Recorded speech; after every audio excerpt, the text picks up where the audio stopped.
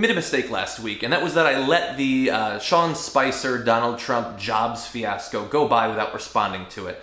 And this is yet another one of those topics where I care more about what something represents than about the particulars of one incident that happened. But if you were watching this, the jobs numbers came out for the last month, and they were perfectly fine. They were in line with past Februarys of the past couple of years.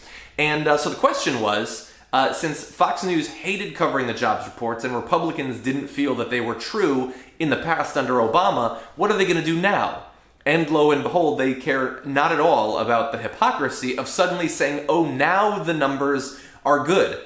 And so the House chairman of the Ways and Means Committee said that the numbers is a great report, even though he had sent out a letter 2 years ago when the numbers were higher, saying that it was troubling news. And so that happened.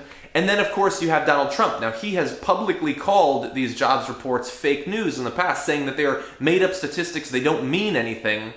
They instantly turned it, an instant 180 there, with Sean Spicer saying that, well, they didn't mean anything before, but now they mean something. And as he said it, a small smile crept onto his face, because he's not Donald Trump. He understands the absurdity of what he's doing.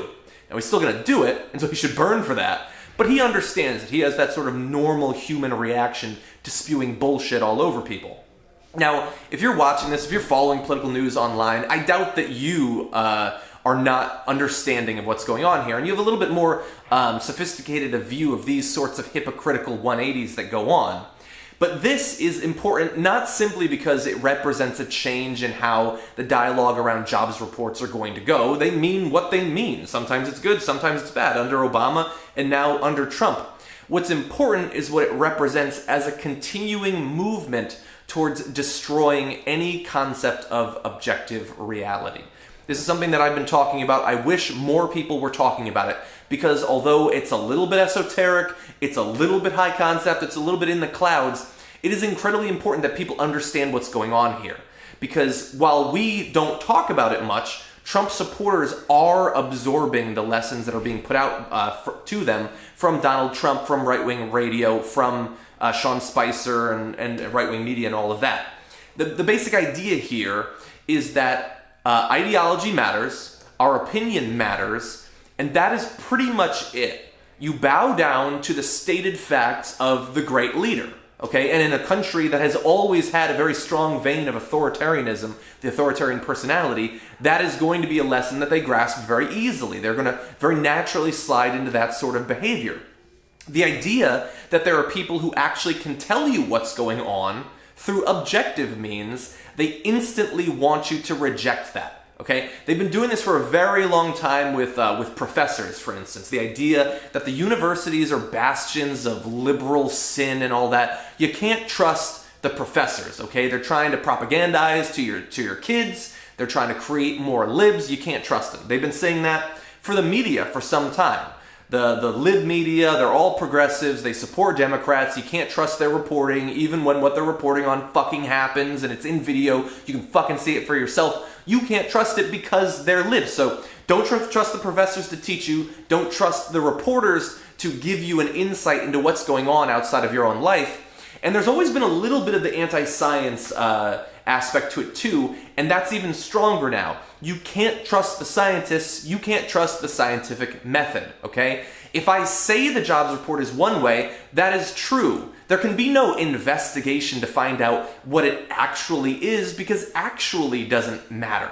There's no reality, there's no truth, there is what we want to believe there is.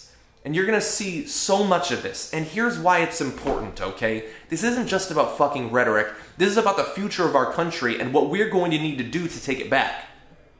Let's say someday we get Bernie Sanders or a Bernie Sanders stand-in who believes the right thing, is working for the right things, and they run, okay? They need to make a case. They need to get people on their side. And if we allow an ever-increasing percentage of the population to not believe what anyone other than the Republican leader says, there's going to be no persuasion, there's going to be no movement. If they don't trust the scientists, if they don't trust the investigators to tell them what's going on in the country, how are they going to trust a progressive who says, we need to change this, or here's an idea?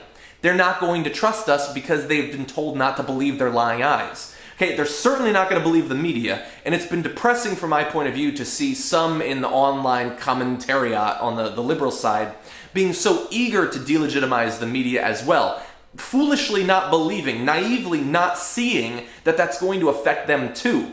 But if we allow this to spread, if everything is fake news and objective reality doesn't exist, then we're going to find an electorate that is immune to persuasion, immune to facts, and that is a terrible place for any progressive to eventually run. The Sean Spicer Jobs thing, that's just one instance of it, but we've seen it a lot already, and we're going to see it more in the future.